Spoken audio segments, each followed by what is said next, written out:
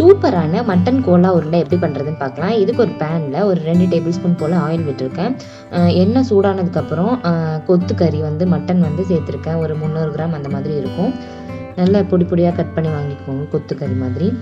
So இதை மூடி வச்சிடலாம், நல்லா வேகட்டும். வெந்ததுக்கப்புறம் இந்த மாதிரி நல்லா சுருங்கி வரும். இதை ஒரு ஸ்பேட்டில் வச்சு நல்லா கொத்தி பிரித்து விட்டுக்கலாம். இன்னும் நல்லா ஹை ஃப்ளேமில் வச்சு இன்னும் நல்லா வத்தட்டும், அந்த தண்ணியெல்லாம் நல்லா வற்றி வரட்டும். ஸோ இந்த ஸ்டேஜில் கொஞ்சமாக மஞ்சள் தூள், அதுக்கப்புறம் ஒரு டேபிள் ஸ்பூன் போல் மிளகாய் தூள் சேர்த்துருக்கேன். அப்புறம் 1 டேபிள் ஸ்பூன் போல் கரம் மசாலா சேர்த்துருக்கேன். கொஞ்சமாக கறி மசாலா சேர்த்துருக்கேன்.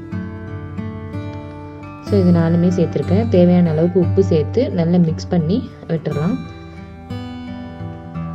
ஸோ இது நல்லா மிக்ஸ் ஆகி அந்த தண்ணியெல்லாம் நல்லா வற்றி நல்லா ஃப்ரை ஆகட்டும்.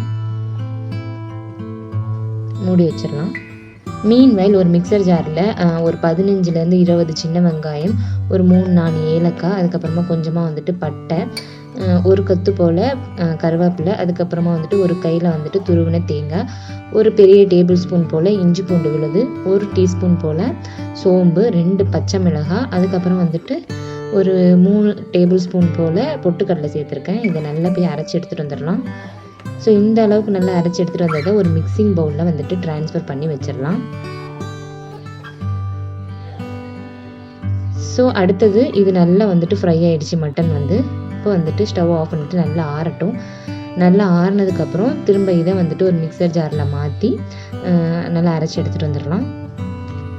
நல்லா சுக்காவாக ஃப்ரை ஆகணும். அப்போ தான் இந்த மாதிரி பொடி கிடைக்கும். ஸோ மட்டனும் அரைச்சி வச்சிருந்த மட்டனையும் சேர்த்துடலாம் இந்த மிக்சிங் பவுலில்.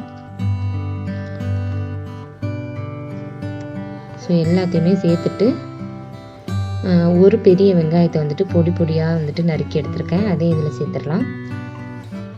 ஒரு கொத்து போல் மல்லி இலை, அதையும் பொடி பொடியாக நறுக்கி சேர்த்துருக்கேன். எல்லாத்தையுமே ஒரு நல்ல ஒரு மிக்ஸ் கொடுத்துடலாம். உப்பு தேவை அப்படின்னா இந்த ஸ்டேஜில் நீங்கள் உப்பு போட்டு நல்லா பிசைஞ்சு எடுத்துக்கோங்க. எல்லாமே நல்லா மிக்ஸ் ஆகிற மாதிரி ஃபுல்லாக நல்லா ஓவரால் மிக்ஸ் கொடுத்துடலாம்.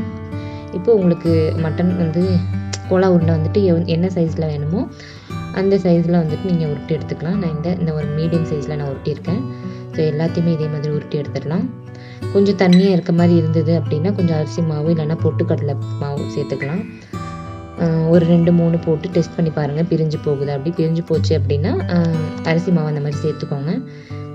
ஸோ சூப்பரான கோலா உருண்டை ரெடி ஆகிடுச்சு. ஸோ இந்த வீடியோ உங்களுக்கு பிடிச்சிருந்தது அப்படின்னா எம்என் ஃபுட்டிக்கு சப்ஸ்கிரைப் பண்ணுங்கள்.